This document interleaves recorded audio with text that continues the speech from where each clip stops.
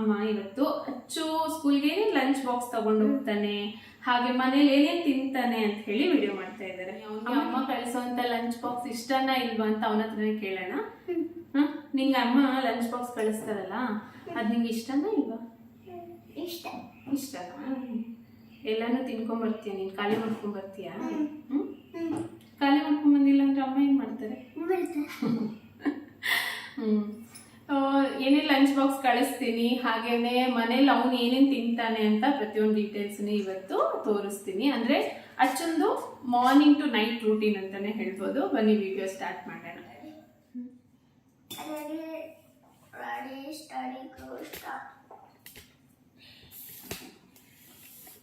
ನಾನು ಫಸ್ಟ್ ಎಪಿಸೋಡಲ್ಲೇ ಹೇಳ್ದಾಗೆ ಅವನಿಗೆ ಬೆಳಿಗ್ಗೆ ಎದ್ದ ತಕ್ಷಣ 1 ಲೋಟ ಬಿಸಿನೀರು ಕೊಡ್ತಾ ಇದ್ದೆ. ಆದರೆ ಬೆಳಿಗ್ಗೆ ಬಿಸಿನೀರು ದಿನಪೂರ್ತಿ ತಣ್ಣೀರು ಕುಡಿಯೋದ್ರಿಂದ ಅವನಿಗೆ ಸ್ವಲ್ಪ ಶೀತ ಮತ್ತು ಕೆಮ್ಮು ಶುರುವಾಗಿತ್ತು.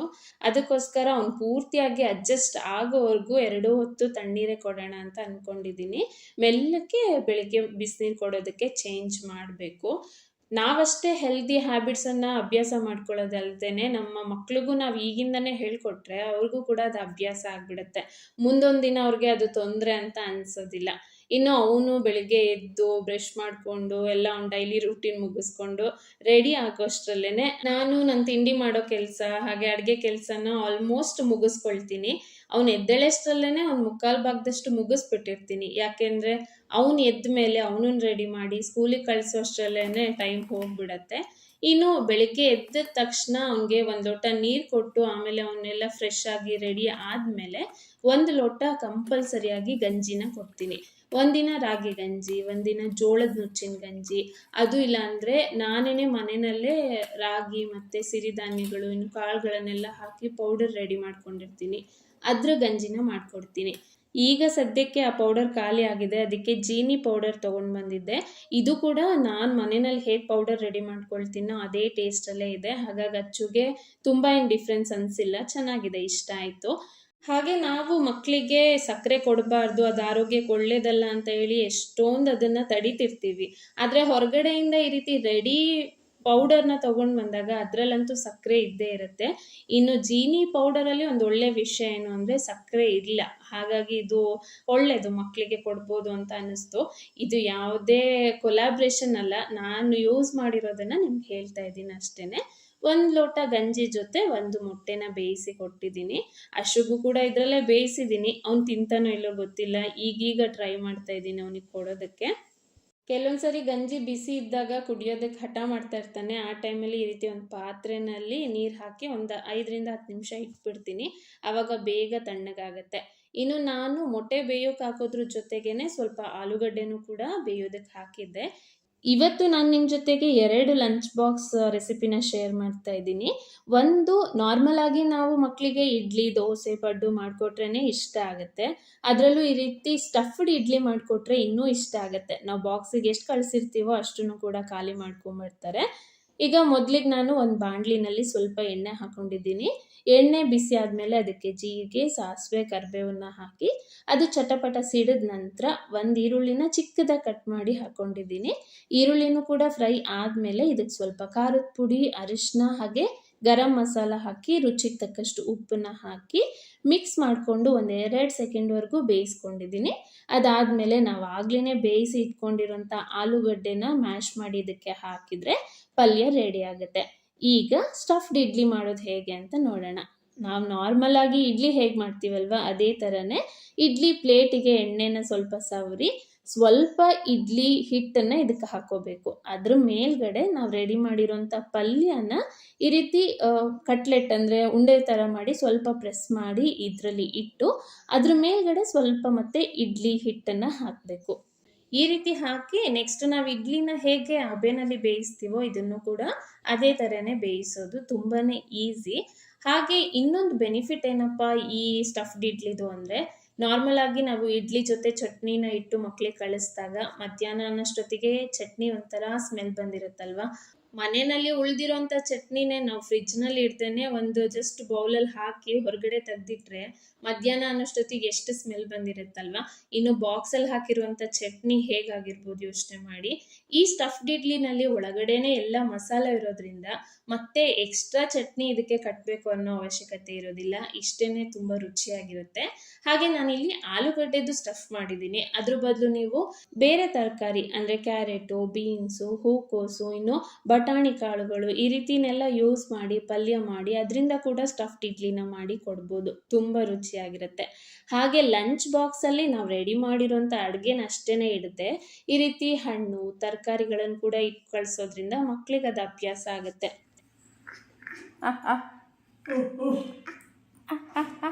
ಅಬು ಬೇಕು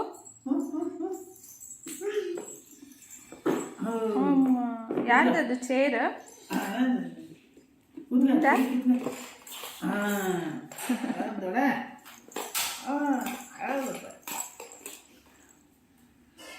ಒಂದು ಲಂಚ್ ಬಾಕ್ಸ್ ಐಡಿಯಾ ನೋಡಾಯ್ತಲ್ವಾ. ಈಗ ಸೆಕೆಂಡ್ ಒನ್ನು ಪೀಸ್ ಪಲಾವ್ ಮಾಡ್ತಾ ಇದ್ದೀನಿ. ಅಚ್ಚುಗಂತೂ ಪೀಸ್ ಪಲಾವ್ ಅಂದರೆ ತುಂಬಾ ಇಷ್ಟ. ಯಾಕೆಂದರೆ ಮಧ್ಯ ಮಧ್ಯದಲ್ಲಿ ಕಾಳುಗಳು ಸಿಗ್ತಾ ಇರುತ್ತಲ್ವ, ತಿನ್ನೋದಕ್ಕೆ ತುಂಬ ಚೆನ್ನಾಗಿರುತ್ತೆ. ರಾತ್ರಿನೇ ಸ್ವಲ್ಪ ಬಟಾಣಿ ಕಾಳುಗಳನ್ನು ನೆನೆ ಹಾಕಿದ್ದೆ. ಹಸಿ ಬಟಾಣಿ ಕಾಳಿದ್ರೆ ಇನ್ನೂ ಚೆನ್ನಾಗಿರುತ್ತೆ. ಈಗ ಒಂದು ಕುಕ್ಕರ್ಗೆ ಸ್ವಲ್ಪ ಎಣ್ಣೆ ಹಾಕ್ಕೊಂಡಿದ್ದೀನಿ. ಎಣ್ಣೆ ಬಿಸಿ ಆದಮೇಲೆ 1 ಚಕ್ರ ಮೊಗ್ಗು, 1 ಪಲಾವ್ ಎಲೆ, 2 ಏಲಕ್ಕಿ, 4 ಲವಂಗ, ಒಂದು ಅರ್ಧ ಇಂಚಿನಷ್ಟು ಚಕ್ಕೆನ ಹಾಕಿದ್ದೀನಿ. ಹಾಗೆ ಸ್ವಲ್ಪ ಜೀರಿಗೆ, ಸಾಸಿವೆ ಹಾಕಿ ಲೈಟಾಗಿ ಫ್ರೈ ಮಾಡಿಕೊಂಡು ಆಮೇಲೆ ಸ್ವಲ್ಪ ಕರಿಬೇವು, ಒಂದು 4 ಹಸಿಮೆಣ್ಸಿನ್ಕಾಯಿನ ಉದ್ದುದ್ದ ಕಟ್ ಮಾಡಿ ಹಾಕಿದ್ದೀನಿ. ಈ ರೀತಿ ಉದ್ದುದ್ದ ಕಟ್ ಮಾಡಿ ಹಾಕೋದ್ರಿಂದ ಮಕ್ಕಳು ಈಸಿಯಾಗಿ ಅದನ್ನು ತೆಗೆದಿಟ್ಟು ಬೇರೆದನ್ನು ತಿನ್ಬೋದು. ಆಮೇಲೆ 1 ಈರುಳ್ಳಿನ ಚಿಕ್ಕದಾಗಿ ಕಟ್ ಮಾಡ್ಕೊಂಡಿದ್ದೀನಿ. ಅದ್ರ ಜೊತೆಗೆ ಒಂದು ಸ್ವಲ್ಪ ಶುಂಠಿ ಬೆಳ್ಳುಳ್ಳಿ ಪೇಸ್ಟನ್ನು ಕೂಡ ಸೇರಿಸಿ ಹಾಕಿ ಅವನ್ನು ಕೂಡ ಲೈಟಾಗಿ ಫ್ರೈ ಮಾಡ್ಕೊಂಡು ಆದಮೇಲೆ ಸ್ವಲ್ಪ ಪುದೀನ ಮತ್ತು ಸ್ವಲ್ಪ ಕೊತ್ತಂಬರಿನೂ ಕೂಡ ಹಾಕಿ ಫ್ರೈ ಮಾಡಿದ್ದೀನಿ. ಅದಾದಮೇಲೆ ಲಾಸ್ಟಲ್ಲಿ ನೆನೆಸಿಟ್ಟಿರೋಂಥ ಬಟಾಣಿನೂ ಹಾಕಿ ಲೈಟಾಗಿ ಫ್ರೈ ಮಾಡಿಕೊಂಡು ಮೇಲ್ಗಡೆ ಲಿಡ್ಡನ್ನ ಕ್ಲೋಸ್ ಮಾಡಿ ಜಸ್ಟ್ 1-2 ಸೆಕೆಂಡ್ವರೆಗೂ ಬೇಯೋದಕ್ಕೆ ಬಿಡ್ತೀನಿ. ಎಣ್ಣೆಯಲ್ಲಿ ಇದೆಲ್ಲ ಕೂಡ ನೀಟಾಗಿ ಫ್ರೈ ಆದಾಗ ಪೀಸ್ ಪಲಾವ್ ಟೇಸ್ಟ್ ತುಂಬ ಚೆನ್ನಾಗಿರುತ್ತೆ. ಅದಾದಮೇಲೆ ಅರ್ಧ ಚಮಚ ಅರಿಶಿನ, 1 ಚಮಚ ಗರಂ ಮಸಾಲ, 1 ಚಮಚ ಕೋರಿಯಾಂಡರ್ ಪೌಡರ್ ಅಂದರೆ ಕೊತ್ತಂಬರಿ ಕಾಳು ಪುಡಿನ ಹಾಕಿದ್ದೀನಿ.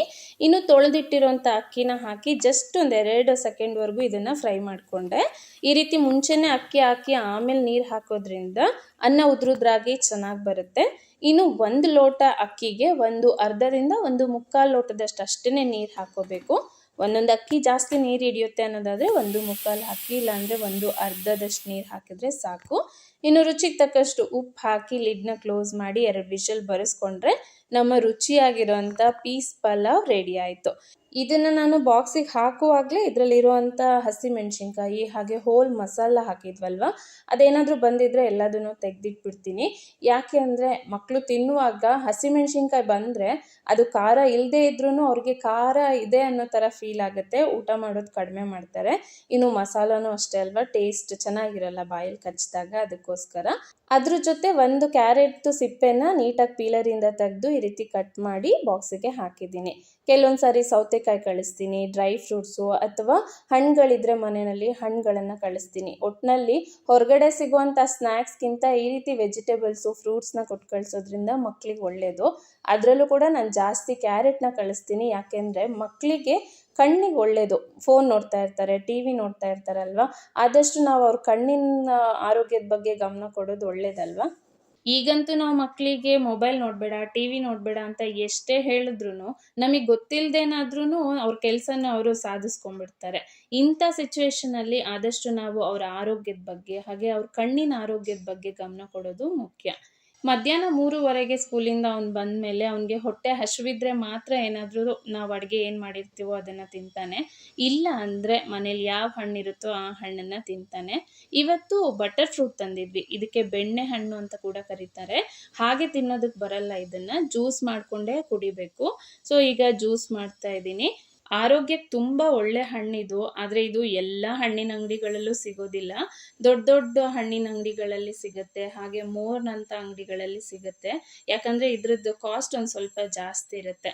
ಆದರೆ ಮಕ್ಕಳಿಗಾಗಿರ್ಬೋದು ಅಥವಾ ಪ್ರೆಗ್ನೆಂಟ್ ಇರೋರಿಗೆ ತಪ್ಪದೇ ಈ ಹಣ್ಣನ್ನು ಕೊಡಬೇಕು ಅಂತ ಹೇಳ್ತಾರೆ. ಅಟ್ಲೀಸ್ಟ್ ತಿಂಗಳಿಗೆ 2 ಸಾರಿನಾದರೂ ಈ ಹಣ್ಣಿನಿಂದ ಜ್ಯೂಸ್ ಮಾಡಿಕೊಟ್ರೆ ಒಳ್ಳೆಯದು. ಇನ್ನು ನಾವು ಎಷ್ಟೇ ತಿಂದ್ರೂ ದಪ್ಪನೇ ಆಗ್ತಾ ಇಲ್ಲ ಅಂತ ಇರ್ತಾರಲ್ವ, ಅಂದರೆ ತುಂಬ ತೆಳ್ಳಗಿರೋರು ಕೂಡ ಈ ಹಣ್ಣನ್ನು ವಾರಕ್ಕೆ ಒಂದಾದರೂ ಈ ರೀತಿ ಜ್ಯೂಸ್ ಮಾಡ್ಕೊಂಡು ಕುಡಿಯೋದ್ರಿಂದ ವೆಯ್ಟ್ ಗೇನ್ ಆಗೋದಕ್ಕೆ ಇದು ಹೆಲ್ಪ್ ಮಾಡುತ್ತೆ.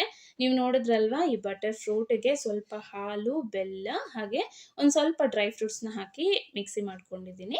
ಹಾಗೆ ಇದ್ರ ಮೇಲ್ಗಡೆ ಕೂಡ ಸ್ವಲ್ಪ ಡ್ರೈ ಫ್ರೂಟ್ಸ್ನ ಹಾಕಿದ್ದೀನಿ. ಈ ರೀತಿ ಕೊಟ್ರಂತೂ ಅಚ್ಚುಗೆ ತುಂಬ ಇಷ್ಟ ಆಗುತ್ತೆ.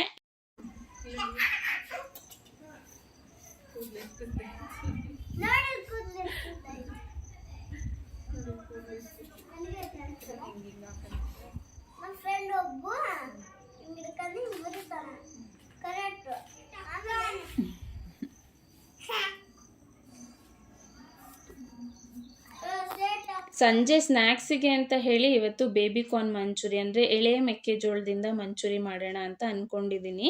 ಯಾವಾಗಲೂ ಸ್ನ್ಯಾಕ್ಸ್ ಇದ್ದೇ ಇರುತ್ತೆ ಅಂತ ಅಲ್ಲ, ಇವತ್ತು ನಮ್ಮದೇ ಹೊಲದಲ್ಲಿ ಬೆಳೆದಿರೋಂಥ ಮೆಕ್ಕೆಜೋಳನ ತಂದಿದ್ರು, ಹಾಗಾಗಿ ಇವತ್ತು ಇದನ್ನು ಮಾಡ್ತಾ ಇದ್ದೀನಿ.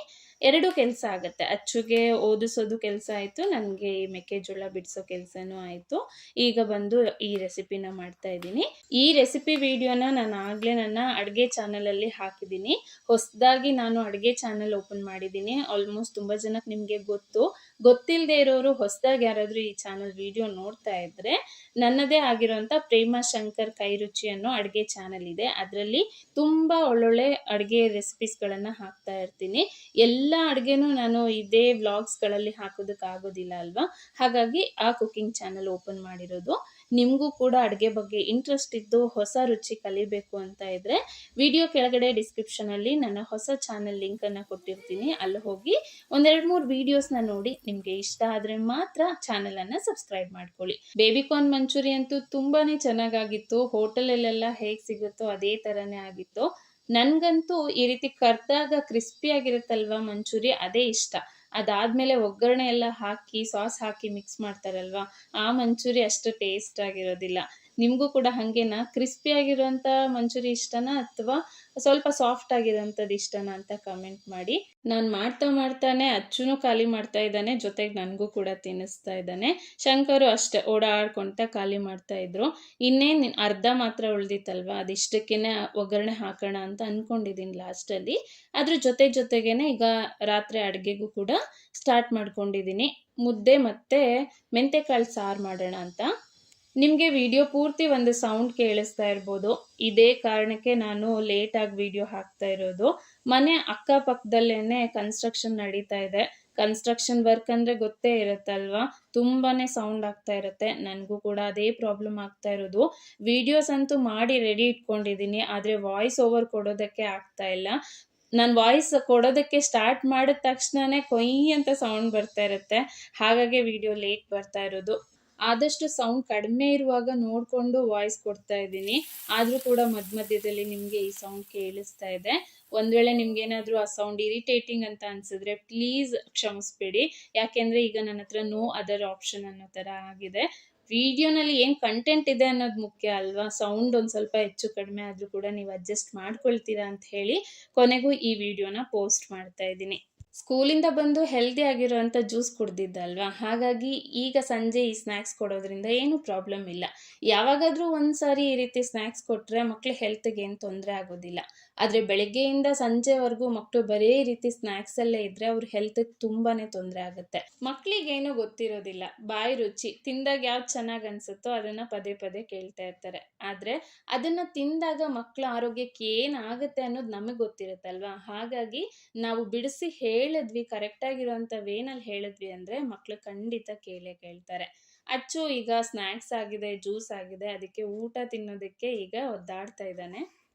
ಅವ್ನು ಯಾವಾಗಲೇ ಊಟ ಬೇಡ ಅಂತ ಹೇಳಿ ಹಠ ಮಾಡ್ತಾ ಇರುವಾಗ ನಾನು ಅವನಿಗೆ ಹೇಳಿದ್ ಒಂದೇ ಮಾತು, ತಟ್ಟೆಯಲ್ಲಿ ಹಾಕ್ಕೊಟ್ಟಿದ್ದೀನಿ, ನಿನ್ಗೆ ಇದ್ರಲ್ಲಿ ಎಷ್ಟಾಗುತ್ತೋ ಅಷ್ಟು ತಿನ್ನು, ಉಳಿದಿದ್ದನ್ನ ನಾನು ತಿಂತೀನಿ ಅಂತ ಟೈಮಲ್ಲಿ ಅವನು ಸ್ವಲ್ಪನಾದರೂ ತಿಂತಾನೆ. ಸೊ ಇದೇ ಅಲ್ವಾ ನಮ್ಮ ತಾಯಂದ್ರಿಗೂ ಬೇಕಾಗಿರೋವಂಥದ್ದು.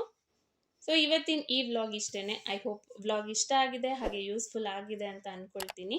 ಇಷ್ಟ ಆಗಿದ್ರೆ ಮಿಸ್ ಮಾಡದೆ ವಿಡಿಯೋನ ಲೈಕ್ ಮಾಡಿ, ಹಾಗೆ ಫಸ್ಟ್ ಟೈಮ್ ನೋಡ್ತಾ ಇದ್ರೆ ಸಬ್ಸ್ಕ್ರೈಬ್ ಮಾಡ್ಕೊಳ್ಳಿ. Thank you. ಸಿಗ್ತೀನಿ ನೆಕ್ಸ್ಟ್ ವಿಡಿಯೋನಲ್ಲಿ.